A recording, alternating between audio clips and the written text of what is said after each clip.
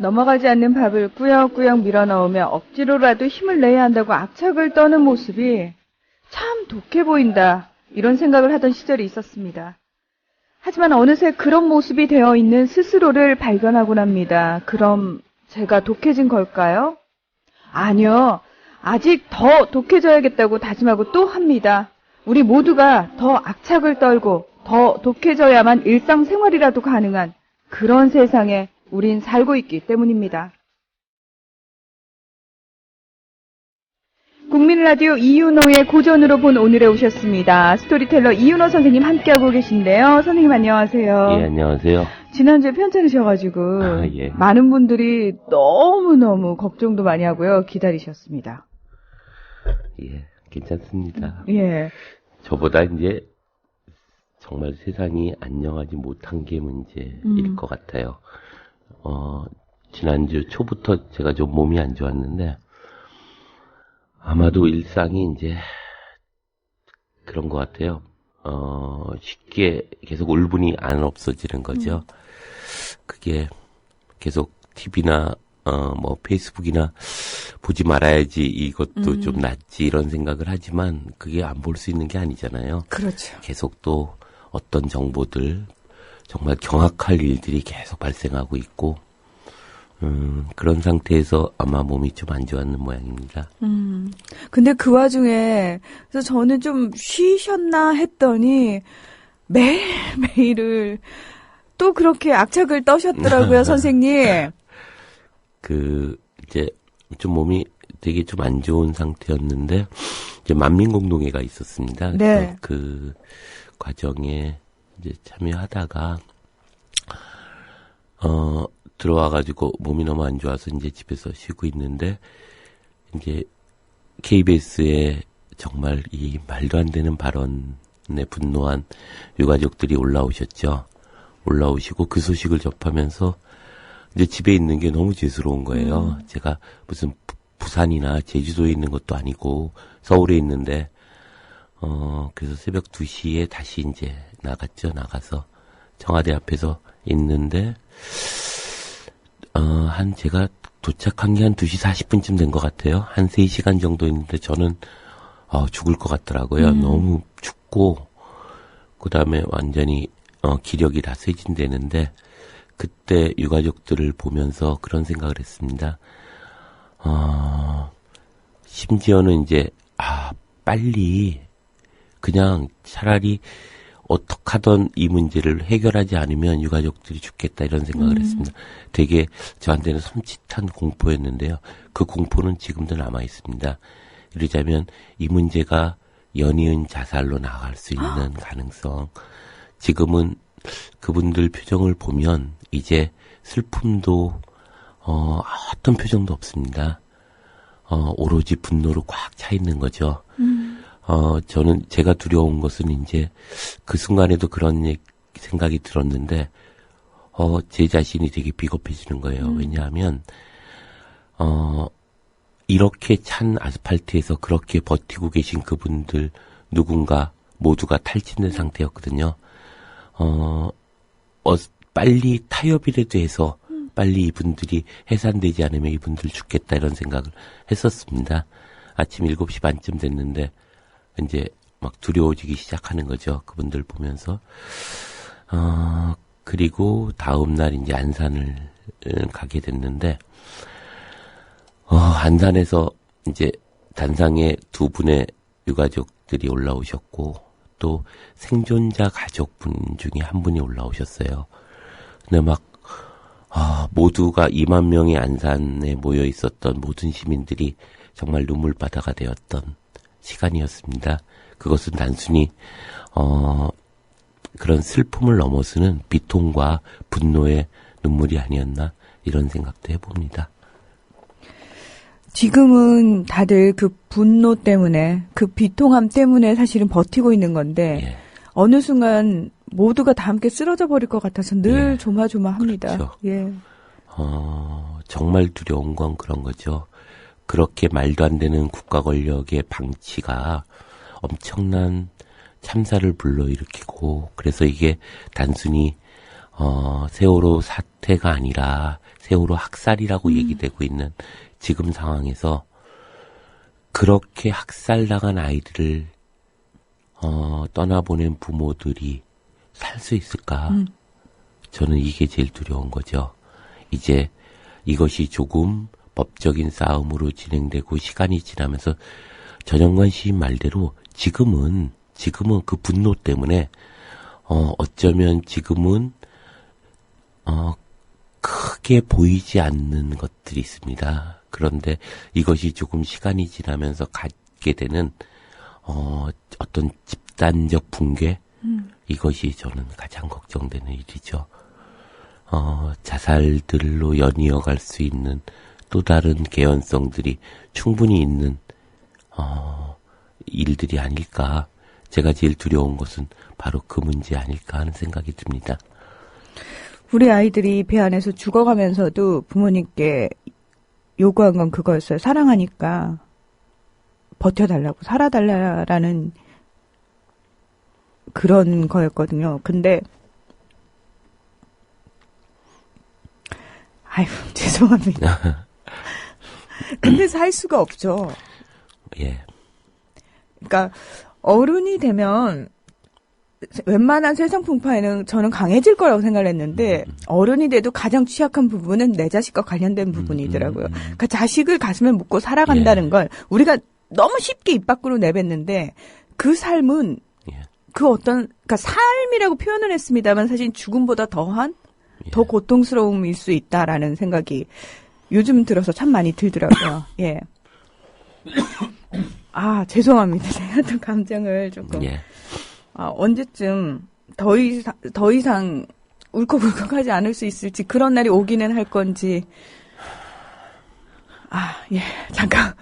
저희 광고 듣고 와서, 예, 계속해서 얘기 나눠보겠습니다. 얼마나 더 속아봐야 정신 차리실 건가요? 네? 이제 그만 당할 때도 됐잖아요. 중고차 팔 때만큼은 차넷이 제가 받고 팔 수 있게 도와드리겠습니다. 중고차는 차넷, 가격 비교 차넷. 우와, 전국 400명의 전문 딜러에게 무료로 내 차를 평가받을 수 있네. 국민TV 여러분 차를 차넷에서 제대로 평가받고 보상받으세요. 내 차 팔 때 차넷, 제가 받네 차넷. 우와, 내 차 제가 받고 친구 친지 모두 함께 차넷에서 팔고 주유 쿠폰 받고. 중고차는 차넷. 비교할수록 올라간다. 차넷 내 차 가격 비교 서비스. 1688-8249, 1688-8249를 눌러주세요.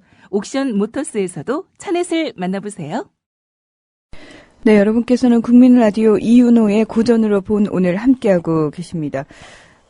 아마 다들 비슷한 상황이 아닐까 싶어요. 그냥 멀쩡하게 일상생활 잘하는 것처럼 보이는데 갑자기 이렇게 확 무너져 내릴 때, 예, 무너져 내린다는 표현이 딱 맞을 것 같아요. 무너져 내리면 갑자기 온몸에 힘이 쫙 빠지면서 내가 살아있는 거 맞나? 도대체 어떻게 살아야지? 산다는 게 뭐지? 갑자기 훅 떨어지는 그런 느낌이요. 예. 많은 사람들이 염려하는 것 중에 하나가 우리가 일상생활이 불가능한 시점이 되었다는 거죠. 네.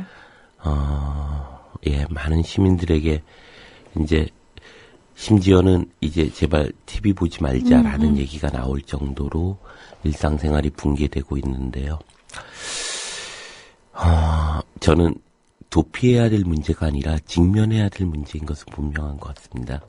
그리고 직면 속에는 우리가 어떤 패러다임들을 수정해야 될 이것이 우리가 갖고 있는 국가를 바라보는 그리고 자본을 바라보는 무엇보다 그것이 한데 어우러서 만들어지는 효율성이라고 하는 우리가 그냥 글자 세 글자로 만들어진 그것이 우리 사회를 얼마나 엄청난 위험으로 나아가게 하고 있는가 하는 것들을 이게 좀 직면해야 되는 문제는 아닐까 이런 생각이 듭니다.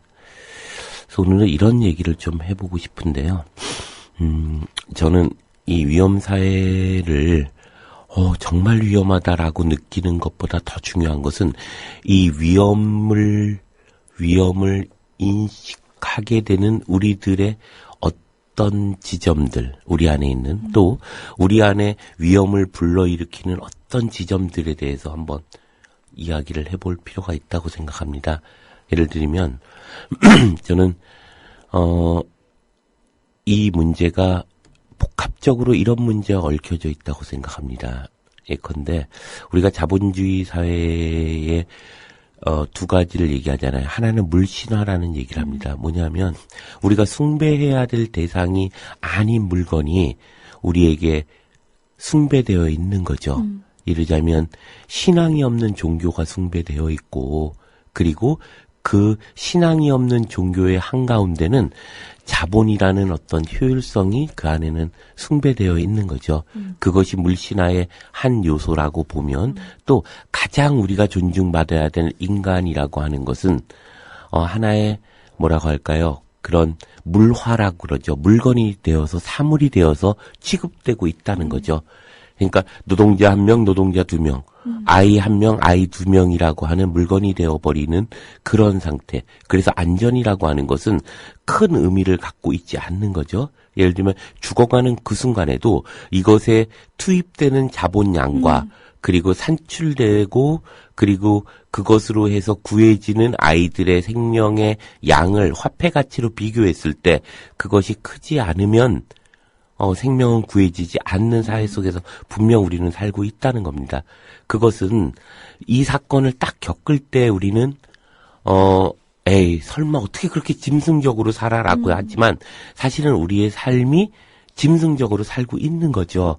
언제나 일상적으로 보면 아이들의 문제뿐만이 아니라 우리가 주변을 돌아보면 그 주변에 있는 모든 인간적 가치라고 하는 건 이제는 사물화되었고 이제는 수량화되었고 얼마짜리지로서 존재하는 사회 속에서 우리는 살고 있다는 거죠. 이것이 세계 자본이라고 하는 거대한 신자유주의적 현실과 맞물리면서 결국 그 안에서 살아남기 위해서 모두가 속물 혹은 잉여가 되어버리는 현실 속에서 존재하고 있고 그리고 신자유주의는 더 많은 이윤을 획득하기 위해서 온갖 것들을 진행하고 있다는 거죠. 더 많은 양의 물건들을 실어서 효율성을 높여야 될 것이고 더 많은 사람들도 짐짝처럼 그 안에 실어져야 할 것이고 그리고 생명을 구해지는 그 순간에도 그것이 어떻게 하면 보험금을 탈 수 있을까의 전화를 통하여 생명을 구하는 시간을 전부 사용했던 이것이 우리들 안에서 존재하고 있는 것은 아닌가 이런 생각이 듭니다. 네그리라고 하는 사람과 마이클 하트라는 사람들이 이제 제국이라는 책을 쓰죠. 그 책은 조금 과도한 부분이 없지는 않지만 그럼에도 불구하고 우리가 여전히 유효한 부분이 있습니다. 이 제국에서 핵심적으로 얘기하고 있는 것이 이제 제국주의에서 제국으로서의 교체되었고 그리고 국민국가에서 세계시장에 의한 정치적 규제로서의 교체가 존재한다고 이야기하죠. 이것은 무슨 말이냐면 이런 겁니다. 삼성은 또 하나의 약속을 지킬 수가 없어요. 왜 지킬 수가 없냐면 이제 국민국가가 아니기 때문입니다.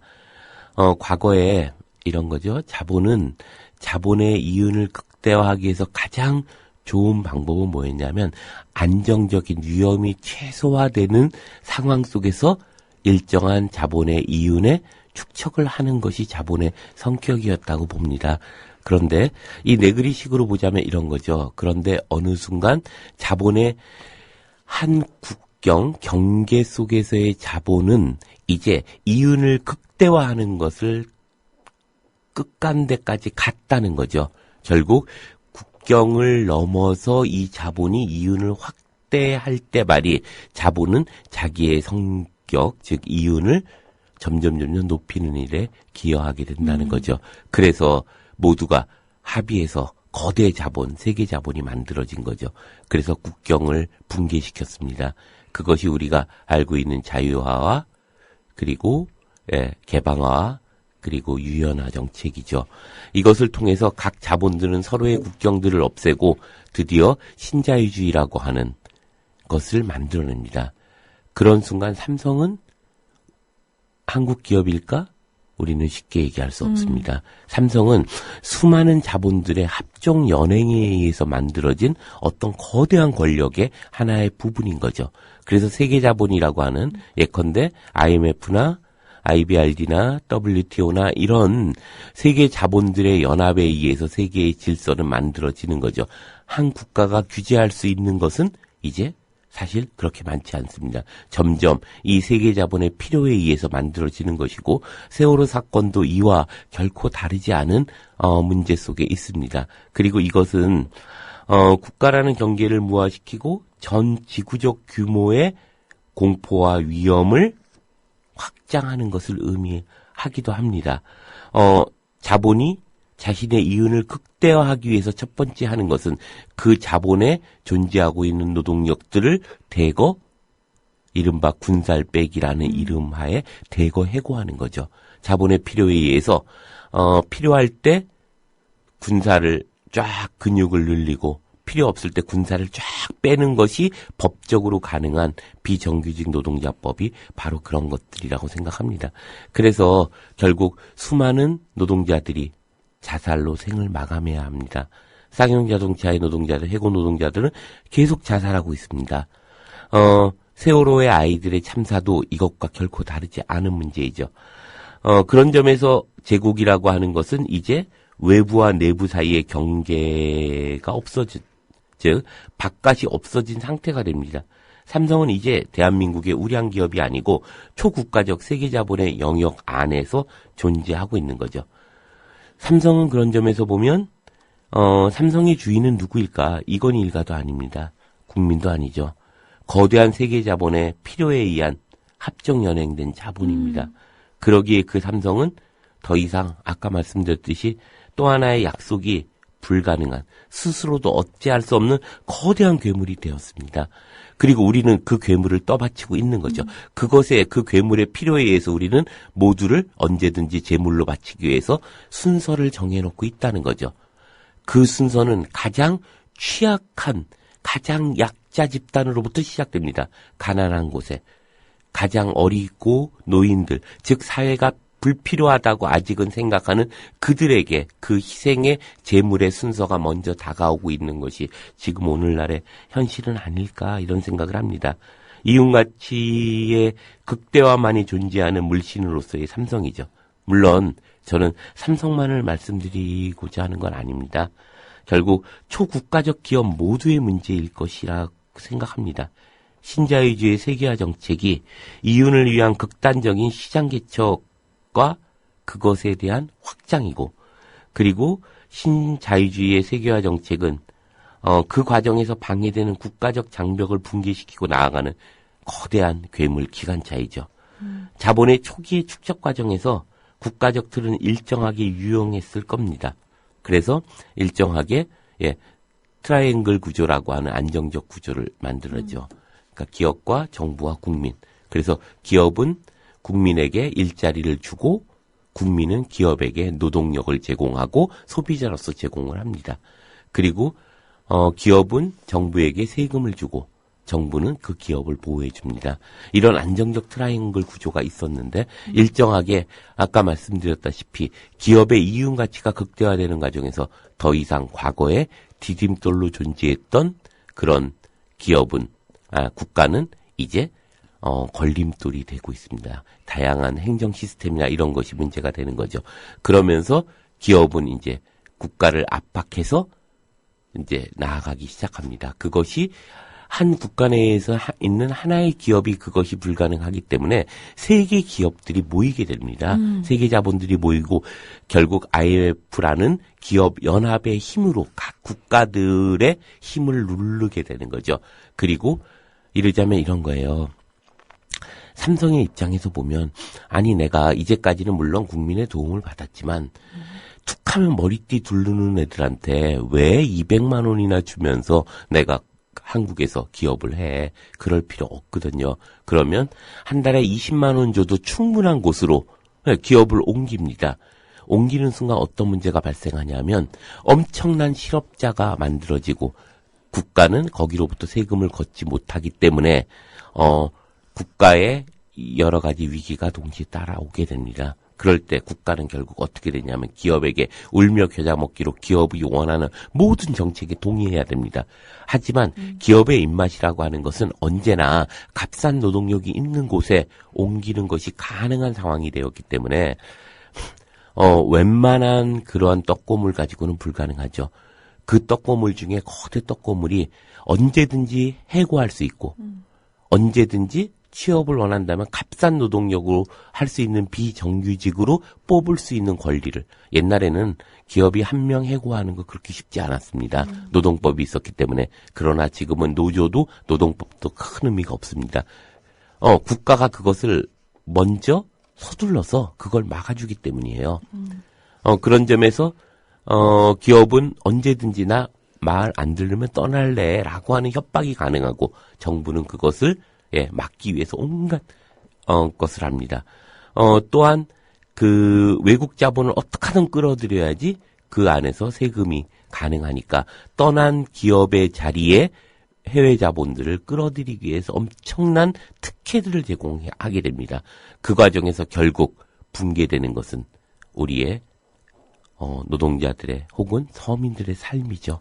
점점 사회는 양극화될 것이고 우리의 문화는 점점 붕괴될 것이고 그리고 해외 자본에 의해서 또 떠나가는 자본에 의해서 우리들의 삶이라고 하는 것은 비참한 자리에 놓여 있습니다. 그리고 무엇보다 중요한 건 그 과정에서 위험이 엄청나게 증폭하고 있다는 겁니다. 그러한 자본을 떠나지 않기 위해서 어떻게 하던 정부는 자본의 입장에 서서 엄청난 서민들의 탄압과 노동자들의 억압들이 진행될 것이고 그 과정에서 위험이라고 하는 것은 더 이상 안전이라고 하는 건 큰 의미를 갖지 않습니다. 그렇기 때문에 기업은 안전을 위해서 투자하지 않습니다. 이윤을 위해서 투자하는 것이죠. 그런 점에서 보자면 그러한 제국의 출현이라고 하는 것들이 결국 아까 말씀드렸듯이 개방화와 자유화와 유연화로 대표되는 글로벌 스탠다드 정책에 의해서 각 구성원들의 양극화, 공동체 문화의 파괴, 가치 붕괴를 가지고 왔고 이윤을 위한 유일한 목적은 끊임없이 위험들을 양산하게 됩니다. 모든 공공적 가치와 시스템은 자본에 의해서 결국 재구축되고 국가의 행정 시스템은 이 속도를 촉진하기 위한 매개에 불과하게 됩니다. 그래서 결국 모든 행정 시스템은 어떻게 하든 효율적으로 자본이 축적하게 하기 위한 하나의 매개물로서 존재하고 있고 이런 세계 자본의 합리적 지배를 촉진시키기 위해서 매개 권력이라고 하는 사실에 우리는 주목해야 됩니다. 더욱이 중요한 건 이 자본의 질서라고 하는 것이 전통적인 저항 영역들을 쇠퇴시키고 공적 공간을 점점점 사적으로 만들어 나갑니다. 젊은이들은 점점 무한 경쟁이 촉진되는 현실에서 제각기 살 길을 찾아서 속물을 꿈꾸는 잉여인간이 되어간다는 거죠. 한나 아렌트라고 하는 사람이 있죠. 그 사람이 이제 그런 얘기를 합니다. 정치는 지금 여기에서 이미 소멸되어 갔다라는 이야기를 하고 있죠. 그런 점에서 보면 뭐라고 할까요? 우리들의 지금 현실 속에서 이미 이러한 것들이 전부 우리들의 어떤 내면의 모든 패러다임을 만들고 있는 상황들이 되었고 이 패러다임을 바꾸지 않는 한 저는 이 문제는 결국 해결하기 어렵게 된다는 생각이 듭니다. 심지어는 최근에 슬픔마저도 비통마저도 상품이 되고 그리고 위험에 대한 안전의 요구가 자본이 되고 있죠. 그래서 어쩌면 저는 이런 생각을 하게 되는데요.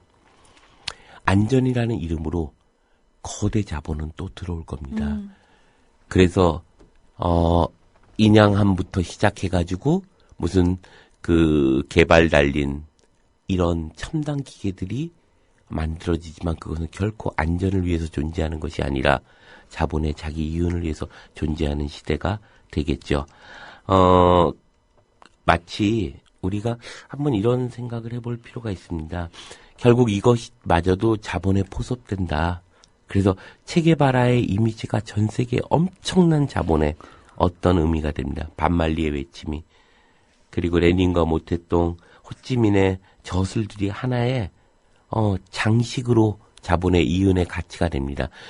그것은 그냥 액세서리 정도겠지만 그러한 저항의 어떤 이념이나 표대가 이제는 자본의 어떤 것이 되죠.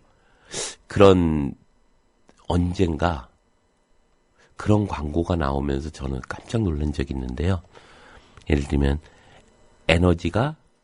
상상력이 에너지다. 기억나세요? 네. 또 학부모입니까? 부모입니까? 네. 이것을 잘 보면요. 저는 이런 생각합니다. 과거의 자본은요, 상상력이 있으면 안 돼요. 왜냐하면 말 잘 듣는 노동자로 키워져야 되기 때문이에요. 그러면 모두가 얘라고 할 때 얘라고 하는 아이들을 양성해야 됩니다. 착하고 성실하고 말 잘 듣는, 그래서 개근상의 가장 중요한 상인 거죠. 그것이 그래서 모두가 똑같은 옷으로 교복을 입히고 모두에게 똑같은 명령으로 똑같은 책상에서 똑같은 교과서로 똑같은 진리를 외우게 해야 됐습니다. 그런데 어느 날 상상이 에너지다. 그리고 모두가 얘라고 할 때 아니라고 말하는 사람을 주목하십시오. 이것은 과거 적어도 이런 사회 속에서 살아서는 안 된다를 외치고 있었던 소수의 성각자들 혹은 진보주의자들이 이야기했던 소리들이죠. 근데 어느 날 자본에 의해서 이것마저도 상품이 됩니다. 대단히 매력적인 말이거든요. 실제로 모두가 얘라고 할 때 아니라고 하는 사람을 주목하십시오. 라고 얘기하는 것이 기업의 문화 속에서 가능할까? 저는 산업교육 신입사원 교육을 한번 간 적이 있습니다. 불가능해요. 모두가 아침에 똑같은 시간에 구호를 외치고 그리고 똑같은 제복을 입고 똑같이 사운을 외우고 있는 그 아이들 속에서 기업은 절대로 모두가 얘라고 할 때 아니요라고 하는 사람을 원하지 않습니다. 그럼에도 불구하고 그것 자체가 하나의 매력이 되어지는, 즉 자본의 필요에 의한 하나의 구호가 되어지고 있고 어쩌면 이제 서서히 그것을 필요하다면 받아들일지도 모르겠다, 이런 생각도 듭니다. 그런 점에서 보자면 우리의 위험이라고 하는 건 어쩌면 이것과 결코 무관하지 않다는 생각도 동시에 하게 됩니다. 세월호의 학살이 이제 한 달이 다 돼가고 있습니다. 우리들의 슬픔과 비통이 분노로 확산되고 시청 앞에 폴리스 라인을 넘어서 도로로 행진하고 있습니다. 국정원의 불법 대선 개입, 책임자 처벌의 구호는 박근혜 퇴진의 구호로 이제 바뀌었죠. 문득 저는 이 과정에서 설국열차를 생각해 본 적이 있습니다. 뒤에서 앞으로 열심히 전진하면서 죽음을 불사하고 했지만 그것도 또 다른 질서의 한 재편 과정이었던 과정. 그때부터 사실 저는 대단히 어떤 의혹들을 가지고 있습니다. 제가 생각이 깊이가 없고 보다 총체적인 통찰력이 없다는 점에서 이것을 제대로 보지는 못하지만 적어도 어쩌면 우리가 이렇게 달려가고 있는, 그리고 우리가 그렇게 카타르시스 하면서 구호를 외치고 있는 그것은 괴물의 비늘 하나도 건드리지 못하는 일일지도 모른다. 어쩌면 문을 열고 나가는 어떤 것을 우리가 생각하지 않으면 안 된다는 생각을 한 적이 있습니다. 결국 분노로 달려가고 있는 우리들의 방향, 그리고 우리들의 도착 지점이 뭘까, 이런 생각을 해봅니다. 이 분노의 에너지가 카타르시스와 되기를 기다리는 음흉한 웃음들을 느낍니다. 기다리고 그래, 이렇게 한번 쫙 쏟아부어봐 라고 얘기하는 괴물의 웃음 같은 거죠. 그리고 그렇게 한바탕 쏟아붓고 나면 떡고물 하나 입에 물리고 그리고 다시 얘기하겠죠. 일하라. 명령할 그 거대한 괴물. 열차의 뒤편에서부터 분노로 뛰어가던 저항들이 멈춰진 그곳에서 우리는 생각해야 됩니다. 문을 열어야 하는 어떤 것. 그것이 뭘지 우리는 중요하게는 생각하고 그리고 모여야 합니다. 저는 제가 국민TV에 이렇게 힘없이 그리고 아무것도 제대로 도움을 못 줌에도 불구하고 부르면 아무 생각 없이 달려오는 이유는 간단합니다. 우리는 이렇게 모여야 돼요. 와글와글거리고 그리고 이 과정에서 무엇이 우리가 지금 어떻게 서 있는가, 어느 방향으로 가고 있고 그 가면서 우리는 무엇이 변화할 것인가를 우리는 생각해 봐야 합니다. 그런 얘기가 있죠. 마르크스가 포에르바에 관한 태제에서 중요한 명제를 남기게 했습니다. 이것이 철학자들에게 끊임없이 그들을 괴롭히기도 하고 그들로 하여금 철학의 자리를 생각하게 하는 명제가 하나 있죠. 철학자들은 단지 세계를 다양한 방식으로 해석해왔다.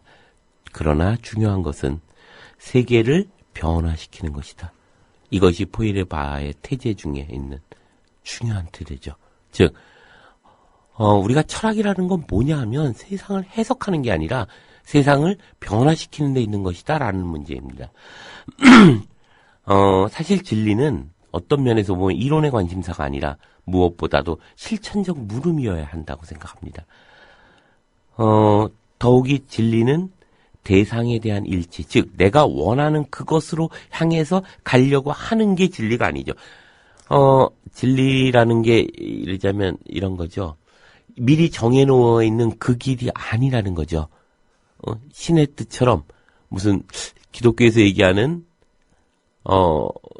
하나님의 나라가 만들어져 있고 그 천국에 가기 위한 그것이 진리가 아니고 혹은 목적한 바를 수행하는 것, 그것이 진리가 아니라 진리는 초가점 그리고 사건의 예외이고 그리고 새로운 어떤 것이 출현하는 우연적이고 폭발적인 과정이라고 생각합니다. 즉 사건과 맞닥뜨릴 때 비로소 진리는, 진실은, 그리고 철학은 존재하는 문제는 아닐까 이런 생각을 합니다.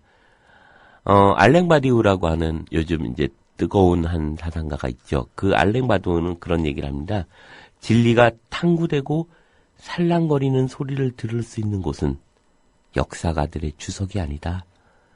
실천가들의 생생한 육성이다라고 얘기를 합니다. 즉 우리가 진리가 진실이 그리고 어떻게 살아야 하는지 그리고 사회는 어떻게 구성돼야 하는지는 역사가들의 주석에 의해서 만들어지는 것이 아니라 그것이 갖고 있는 의미를 깨닫는 것은 어쩌면 그러한 생생한 실천가들에 의해서 육성이고 그리고 그것은 위험이 없는 안전을 가지는 내 삶의 토대는 그대로 놔두고 내가 우아한 그림을 보듯이 뭔가 혹은 롯데월드에서 바이킹을 타듯이 스릴과 서스펜스를 즐기는 그것이 아니라 우리가 우리의 몸을 던져서 그리고 이 역사에 무엇인가 함께 하면서 만들어내는 비극적 결단이어야 한다는 생각도 하게 됩니다. 그러한 실천적인 자기 고민 속에서 주의상스라고 하죠. 진흙을 정말 기어가는 그런 아픔 속에서 우리는 무엇인가 변화를 만들어낼 수 있다고 생각합니다. 분명한 건 우리는 정말 이 영혼 없는 자본이라고 하는 거대한 괴물, 이 어떤 광폭한 기관차를 멈춰야 되죠. 그래서 우리는 모여야 됩니다. 진지하게 머리를 맞대고 공부하고 치열하게 공공적 생각들을 나눠야 합니다. 어느 순간부터 우리는 공공성이라고 하는 가치가 사라졌어요. 그 공공성이 마치 너도 잘 살고 나도 잘 사는 방법을 개발하는 것으로 변해버렸습니다. 공공성은 그것이 아니라 우리가 보다 의미 있는 삶을 살아가는 것이 무엇인가를 깨닫는 것이죠. 예를 들면 처음 제가 방송할 때 맹자에 대한 얘기를 하는데 맹자 1장에 이제 양해한 편에서 나오는 맹자가 얘기하려고 하는 가장 핵심적인 것 중에 하나가 하필 완리죠. 하필 이익을 말하십니까? 이런 얘기죠. 하필 완리. 그게 양해왕이 맹자의 제자들을 다 먹여 살리면서 다 월급까지 주면서 맹자에게 얘기하는 거죠. 이제 내가 당신의 내 식솔들을 다 거뒀는데 당신은 나를 위해서 무엇을 도와주겠습니까? 라고 할 때 어찌 왕께서는 이익을 말씀하십니까? 당신이 이익을 말씀하시면 당신 밑에 있는 대부들도 이익을 얘기할 것이고 대부에 그 밑에 있는 백성들도 백성의 이익을 얘기할 것입니다. 우리에게 오로지 얘기할 것은 의로움일 뿐입니다. 이런 얘기를 하게 되죠. 하필알리 이것이 맹자의 전체에서 이야기하는 가장 핵심적인 얘기가 아닌가 생각하는데요. 그래서 우리는 정말 공공적 가치들 정말 하필알리 이러고 모여야 합니다. 그리고 지상에서 지하에서 연대를 위해서 땅을 파는 두더지처럼 두더지 정말 대단한 이게 두더지 정치학이라는 게 있습니다. 뭐냐면 두더지는 모든 기존의 땅 위의 질서를 붕괴시킵니다. 땅 밑에서 끊임없이 굴을 파면서 연대를 모색합니다. 그리고 땅 위에서 어디서 출현할지 모르게 미친 듯이 출현하는 거죠. 그래서 그 왜 두더지 잡기 그 게임 그거 아세요? 망치로 네. 두더지 치는 거? 네. 이게 중요한 겁니다. 뭐냐면 권력의 입장에서 끊임없이 언제 출현할지 모르는 두더지를 잡는 거죠. 그렇지만 실제로 두더지는 그렇게 잡히지 않습니다. 그것이 우리들의 어떤 저항이어야 하는 거죠. 끊임없이 땅 밑에서 땅 위에서 끊임없이 출몰하면서 서로가 모이고 와글거리고 저항해야 되는 그런 어떤 의미가 되어야 합니다. 그래서 기관차를 멈추기 위해서 우리는 정말 애쓰고 좀 땀 흘려야 하는 것은 아닌가 생각합니다. 저항은 무엇보다 자신의 영혼을 양도하지 않는 것을 의미하죠. 저항한다는 건 자신의 취약함과 사실 한계를 인정하는 전제에서 시작되죠. 그러니까 저항하는 거죠. 힘이 있으면 왜 저항을 해요? 파리한테 저항한다는 소리 들었어요? 그게 아니죠. 결국 우리가 힘없습니다. 그렇기 때문에 저항하는 거죠. 우리는 언제나 패배할 수 있습니다. 그렇지만 다니엘 벤사이드라는 사람이 이런 얘기를 합니다. 그 정치학자인데요. 중요한 건 패배를 자인하지 않는 것이고 승리자들에게 승리를 인정해주지 않는 것이고 패배를 운명의 신탁이나 치욕스러운 항복으로 변질시키지 않는 것이고 물리적 실패가 도덕적 폐지로 변질되도록 내버려두지 않는 것이 바로 저항이다. 이런 얘기를 합니다. 결국 승리자들에게 승리를 인정해주지 않는 것 그리고 패배를 운명의 신탁이나 치욕스러운 항복으로 변질시키지 않는 것. 이것이 우리가 지금 여기에서 우리가 끊임없이 패배하고 그리고 또 패배할지 모르지만 적어도 우리가 가져야 될 다짐이고 우리가 애써야 될 힘들이 아닌가 생각합니다. 우리는 정말 분명 패배주의자였죠. 신자주의, 자유주의의 엄청난 포갑적 폭력에 수없이 죽어가고 또 사회주의에 이르자면 북한, 중국, 소련 이런 사회주의자들의 배반에 의해서 정신적 능욕을 당한 이중적 고통 속에서 우리는 한 시대를 지내왔습니다. 동유럽이 무너질 때 우리는 동유럽의 실상을 본 거죠. 차우세스코의 그 끔찍한 독재를 본 것이고 지금 우리는 김정은 권력의 그 끔찍함을 보고 있습니다. 이러한 이중적인 고통 속에서 그래서 우리가 저항을 얘기할 때 누군가가 끊임없이 우리한테 너희는 왜 북한을 얘기하지 않고 김정은에 대해서 얘기하지 않고 박근혜에 대해서만 얘기하느냐는 얘기를 합니다. 최근에 김용민 씨가 올렸던 글 중에 제가 정말로 얼마나 많이 김정은 권력에 대해서 얘기했는데 어찌 그런 얘기를 합니까? 이런 얘기를 본 적이 있는데요. 그걸 보면서 정말 가슴이 아팠어요. 왜냐하면 우리는 김정은 권력에 동의해서가 아니라 지금 여기에서 우리는 박근혜의 권력에 대해서 싸워야 되기 때문이죠. 그런 점에서 보자면 그러한 이중적인 고통 속에서 우리는 분명히 끊임없이 패배하고 그리고 우리는 극단적인 시대를 쩔뚝거리면서 사막을 기어가듯이 가고 있는 것이죠. 그리고 우리 앞에 또다시 새로운 시대가 분명하게 놓여 있습니다. 저항은 어떤 권력자의 이름이나 아버지나 신의 이름으로 행해지는 것이 아니죠. 저항은 민중이나 노동계급의 이름으로 행해지는 것도 아닙니다. 저항은 숭고한 사명을 지닌 계명도 할당도 그리고 목표도 그리고 해야 되는 당위가 있는 것도 아닙니다. 저항은 그야말로 견딜 수 없는 상황, 참을 수 없는 심판이 바로 저항인 것이죠. 이러자면 우리의 시민들이 저항을 하고 있는 이 자리가 무슨 대단한 좌익의 선동에 의해서 되는 것도 아니고, 그리고 무슨 종교의 신념에 의해서 되는 것도 아닙니다. 그리고 무엇인가 거대한 무엇을 만들려고 목표하기 때문에 저항하는 것도 아니죠. 우리는 패배자이고 언제나 패배해왔고, 그리고 우리는 언제나 약한 존재이지만 우리가 저항하는 것은 이 약한 존재를 전제하는 것이고, 동시에 우리는 견딜 수 없는 상황이고 참을 수 없는 심판이 우리 앞에 놓여있기 때문에 우리는 저항하는 겁니다. 저항은 견딜 수 없음으로 하여서 이 시대하고 이 권력하고 불화하는 것이죠. 그리고 그런 점에서 발터 베냐민이 이야기하듯이 되게 중요한 개념을 얘기하죠. 결을 거슬러 시대를 솔질하는 일이다. 그래서 거슬러가는 일이고, 결을 거슬러가는 일이고, 그리고 시대를 손질하는 일이라는 거죠. 진정 거스르는 방식으로 이 시대를 취하는 일이 바로 이 저항의 의미라고 생각합니다. 그래서 우리는 모여야 하죠.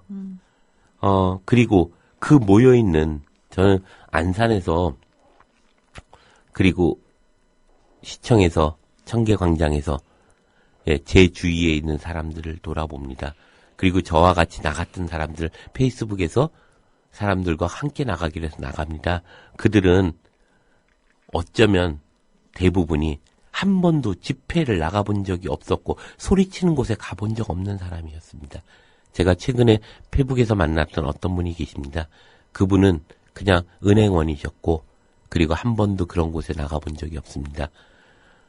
사회가 안정되어야 한다고 늘 생각하기에 대부분의 경우는 여당을 찍었습니다. 예, 그분이 저번 주에는 촛불에 나왔습니다. 그가 나왔던 그 이유는 무슨 가치나 신념이나 그리고 무엇인가 좌익의 선동에 의해서 저는 나왔다고 생각하지 않습니다. 그분 안에 있는 숭고한 견딜 수 없는 것에 대한 저항이고, 참을 수 없는 것에 대한 심판의 어떤 자기의 안에서부터의 영혼의 어떤 목소리가 그를 나오게 했던 곳이 아닌가 생각합니다. 그래서 그 사회, 이 사회가, 이 시대가 변화해야 된다는 생각에 동의하는 사람들이 그곳에 나와 있죠. 기존의 정치 협작군의 함성보다, 그들에 대한 어떤 정치가에 대한 선택보다 우리를 스스로에 의한 광장에 주목해야 합니다.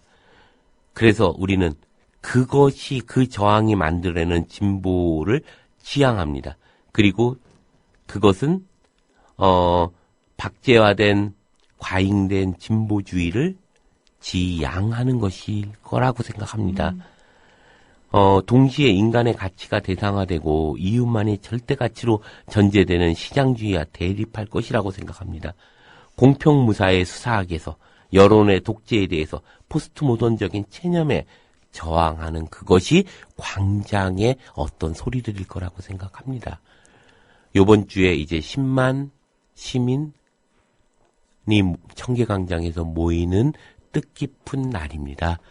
그래서 촛불 집회 10만 시민이 모이는 요번 주 토요일이 그러한 촛불 집회로 청계광장에서 열리게 됩니다. 우리는 그런 점에서 이 과정은 우리 스스로가 우리 스스로의 힘으로 우리의 일상을 판단하고 결정하는 거대한 정치학교인 거죠.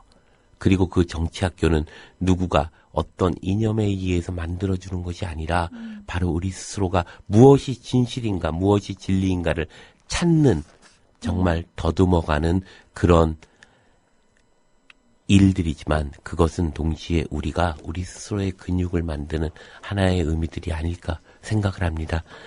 저는 이 국민TV가 갖고 있는 이 조합의 어떤 정신들이 어쩌면 더 이상 자본의 농락에 놀아나지 않고 더 이상 권력의 농락에 놀아나지 않겠다고 하는 자율적인 시민들의 어떤 모임들이 이것을 만들었다고 생각합니다. 이 안에서 아마 구성원들 사이에 갈등도 있을 것이고, 말이 안 돼서 서로 부딪히고, 그리고 정말 그만두겠다는 생각 수없이 서로가 할 거라고 생각도 합니다. 그렇지만 그럼에도 불구하고 우리는 이 안에서 하나의 광장을 보는 것이고 이 안에서 우리가 우리의 근육을 만드는 거라고 생각합니다. 저는 최근에 이제 팩트TV, 국민TV 이런 것들이 얼마나 고마운지 몰라요. 우리가 이렇게 우리들의 어떤 광장을 스스로 만들 때 저는 우리가 의미 있는 미래가 조금씩 우리 근육을 통해서 만들어지는 게 아닐까 이런 생각을 좀 해보게 됩니다. 저는 선생님 얘기를 들으면서요. 영화의 한 장면이 떠올랐어요. 클라우드 아틀라스나 아일랜드라는 영화에 보면은 복제 인간에 대한 이야기가 나옵니다. 그렇게 복제된 인간들 중에서 이제 돌출 행동을 하는 말 그대로 저항을 하는 인간들이 나오죠. 우리가 그런 영화를 흔히 SF 영화라고 표현을 합니다. 다시 말해서 지금 현실에는 없고 먼 미래에 과학기술이 발전을 하면은 그런 세상에 올지도 모른다. 그러면서 마치 사실은 우리의 삶과는 관련 없는 참 저 복제된 인간들 안 됐다라는 시선으로 타자화된 시선으로 보지 않습니까? 근데 선생님 말씀을 듣고 있다가 제가 무슨 생각이 들었냐면 갑자기 소름이 쫙 끼치면서 어쩌면 내가 복제 인간이었구나. 네, 우리 모두가 복제 인간이죠. 그렇게 살고 있었구나. 그러면서 마치 나는 복제 인간이 아닌 양. 그렇게 착각을 하며 살았구나. 단 한 번도 지금 처해 있는 상황을 뛰쳐나가야지. 문을 열고 나가야 되겠다. 그들이 통제하는 말들 속에서 말들에 대해서 의심을 하거나 그 말들을 벗어나야 되겠다는 생각을 못한 채 복제인간처럼 살았구나라는 생각이 드니까 소름이 쫙 끼치면서 그 영화가 내 얘기였구나라는 그렇죠. 생각이 드는 거죠. 저는 누군가 우리 모두의 머릿속에 혹은 우리가 태어날 때 태아 속에서 이미 어떤 칩을 심어놨는지도 모릅니다. 그렇기 때문에 우리는 보편적이고 그리고 규격적으로 모든 윤리마저도 네. 우리는 그것을 승인하게 됩니다. 그것이 옳은 것이야를 모두가 승인하는 순간 이 사회는 어쩌면 복제인간들의 사회인 거죠. 그 순간 우리는 자본의 필요에 의해서 우리의 저녁을 저당 잡히고 저녁이 네. 있는 가족들은 사라지게 되는 거죠. 또 하나의 약속은 사라지는 것이고 안녕은 사라지는 거죠. 우리가 진정 저항하는 것은 저는 우리가 안녕하고 싶기 때문이고 그리고 저녁이 있는 가정을 꿈꾸기 때문이고 아이들의 웃음 속에서 올려다보는 하늘을 꿈꾸기 때문이죠. 그리고 그런 속에서 우리는 이제 우리의 머릿속에 들어있는 칩을 빼내야 합니다. 그러기 위해서 우리는 광장을 만들어야죠. 지하에서 지상에서 끊임없이. 그리고 그래서 이런 조합원들이 함께 모이는 이 광장으로 그리고 청계, 시청, 안산 그 광장으로 모여야죠. 모여서 그 칩을 꺼낼 때 우리는 비로소 우리의 미래를 우리가 스스로 느껴지는 우리의 근육에 의해서 조금씩 우리의 도시를 건설할 수 있을 거라고 생각합니다. 칩을 꺼낸다라는 말. 그리고 저는 아까 되게 충격적이었던 게 이제 거대 자본을 위한 제물로 바쳐지기 위해서 순서 매긴 채 우리는 그 순서를 기다리고 있는 거죠. 그런지도 모르고 마치 굉장히 무언가 창의적으로 창조적으로 삶을 살고 있다라고 착각을 했던 제 자신을 보면서 한편으로는 그런 생각도 했어요. 마치 그런 시선으로 다른 사람들의 삶까지도 재단을 하면서 강요를 하고 있지 않았나. 그러니까 내가 그렇게 사는 데서 끝나는 것이 아니라 어린 세대에게 그걸 살아라라고 계속 얘기를 있어라, 하고 이런 거죠. 네, 예. 제가 그렇게 얘기를 했던 당사자더라고요. 저들이 그렇게 얘기했어요, 선생님. 저들이 참 나빠요가 아니라 제가 얘기했습니다. 제가 그렇게 강요를 했습니다라고 자기 반성적 고백을 하게 만드신 시간이 아닌가 그런 생각이 듭니다. 지금 많은 분들이 이제 이 방송을 들으시면서 비슷한 생각을 하지 않았을까. 그리고 참 소름이 끼치는데 중요한 건요. 여기서 이제 우리에게는 늘 우리가 그 얘기 하잖아요. 우리에게는 선택의 자유가 주어져야 한다. 어떤 의미에서는 이미 주어져 있는데 우리는 끊임없이 바깥에서 그것을 무언가를 통해서 찾으려고 헛된 노력들을 하고 있었는지도 모르겠습니다. 근데요. 지금 많은 사람들이 그 얘기하죠. 이 땅에서 더 이상 못 살겠습니다. 그래서 저희는 이미 그런 시스템이 잘 돼 있는 곳으로 이민 가겠습니다라고 정말 많은 분들이 얘기하잖아요. 희망이 없다는 거죠. 얼마 전에 저희 집사람이 그런 얘기를 하더라고요.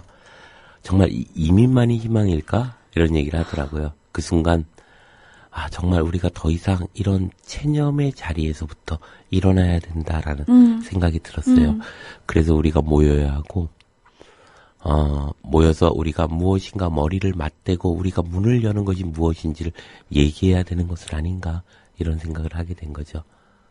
그러니까 어떤 선동자가 나타나가지고 더 이상 그의 말에 의해서 우리가 움직여서는 안 된다라는 의미인 거죠. 우리 각자가 자기 삶에 있어서 주체적으로 선동자가 돼야 되는 거예요. 자기 그럼요. 삶에 있어서. 모두가 두더지가 돼야죠. 그러니까요. 이제 더 이상 어떤 특출한 존재 한 사람을 기다리고 있는 건 어리석은 일이라는 거죠. 제3부터 참 많이 생각을 하게 되는 것 같아요. 산다는 게 무엇인가라는 의미를 제가 생각한다라고 말씀을 드렸는데 처음엔 그게 절망의 의미였거든요. 근데 시간이 지날수록 반성의 의미로 이제 바뀌고 있는 거죠. 그러면서 더 중요한 거는 변화라는 실질적인 실천을 끌어내야 된다라는 데 이제 생각이 미치고 있습니다. 그렇죠. 사실 그러한 저항들 어쩌면요. 저는 수동적인 침묵도 어떤 의미에서 보면 저항이라고 생각도 합니다. 예컨대 스피노자는 완강하게 그러한 수많은 유혹으로부터 침묵하면서 자기를 지켰죠. 그러나 지금 21세기의 수동적 침묵에서부터 우리는 떨쳐나와야 합니다. 조금 더 적극적으로, 좀 더 주체적으로, 좀 더 소리치고, 좀 더 와글거리고, 좀 더 모여야죠. 그러지 않으면 또다시 이 거대한 괴물은 점점 더 자라나고 있어요. 그래서 우리의 영혼들을 이미 다 먹어치우고 있는 거죠. 이제 얼마 남지 않은 영혼들을 깨워야 합니다. 네. 끊임없이 우리가 이런 얘기를 반복적으로 하는 이유가 있겠죠. 이제 더 이상은 조금씩 자기 자리에서 궁시렁거리다가 많은 그 반복을 해서는 안 된다는 의미이기도 하고요. 정말 확실한 각성의 의미이기도 하고요. 자, 오늘도 우리 이윤호 선생님, 말 그대로 삶의 경종을 울려주신 시간 만들어주셨는데요. 이번 주말이죠. 청계광장입니다. 그곳에 가면 우리 이윤호 선생님도 함께 해주실 거죠. 그럼요. 많은 분들이 광장에서 만났으면 좋겠습니다. 선생님 고맙습니다. 고맙습니다. 국민 라디오